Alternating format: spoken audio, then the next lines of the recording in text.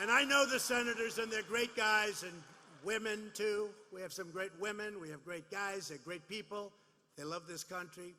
They're going to do the right thing. They're going to do the right thing. So I said in my letter to Pelosi, I love that. You know, usually there's one, two. The Republicans, look, I've said it for a long time. The Democrats are lousy politicians. They really are. They've got horrible policies, open borders, crime is fine, drugs pouring through. I mean, think of what they do. Sanctuary cities, they love sanctuary cities, you know. They're lousy politicians, but they have one thing, two things. They're vicious. They're the most vicious people. The Republicans aren't as vicious. They may learn to be vicious after going through this stuff. But the other thing, the Democrats always stick together. Now think of it. 3 Democrats went over to our side, no Republicans. It's unheard of.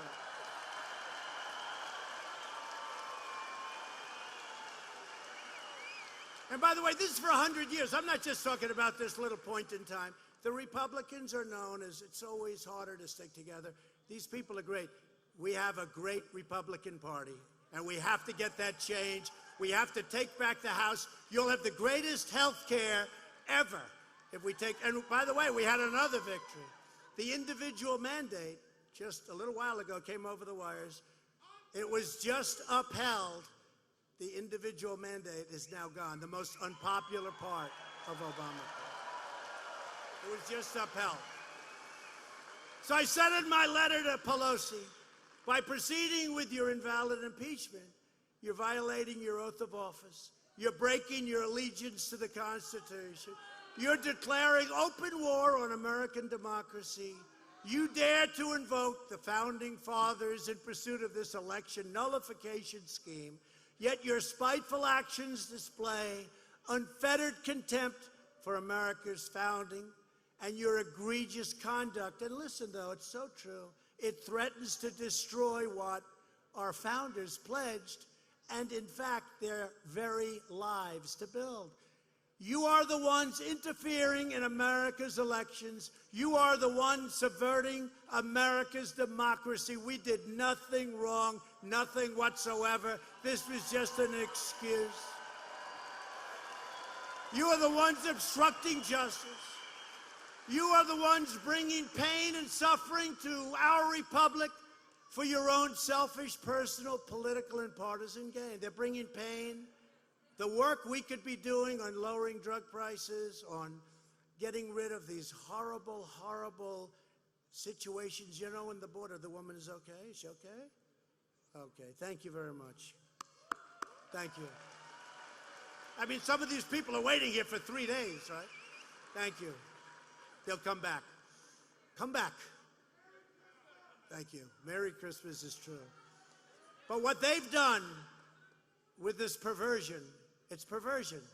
And when you watch some of these people get up and speak today, they don't even listen. Oh, you have violated the Constitution. Well, what has he done wrong? Well, we don't know that. They don't even have any crime. This is the first impeachment where there's no crime. I say, tell me what I did, please. Well, we don't know. You violated the Constitution. You had Turley, who's smart, Alan Dershowitz, these guys, all of them. They say there's no crime.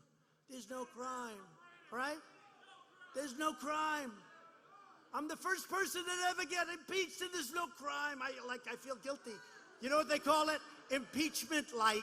It's impeachment light. That's why, you know, with Richard Nixon, I just see it as a very dark era. Very dark, very, you don't even like to think. I don't know about you, but I'm having a good time. It's crazy.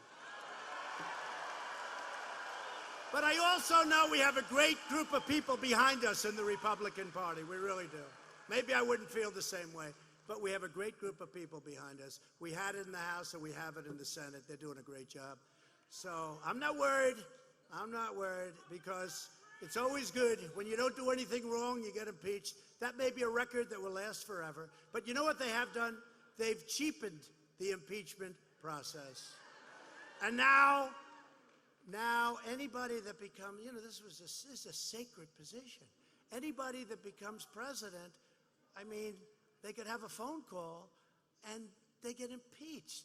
So if the Republicans, if you had a Democrat as president, we have a Republican House, they don't like the guy, for whatever reason, or the woman, they impeach the person.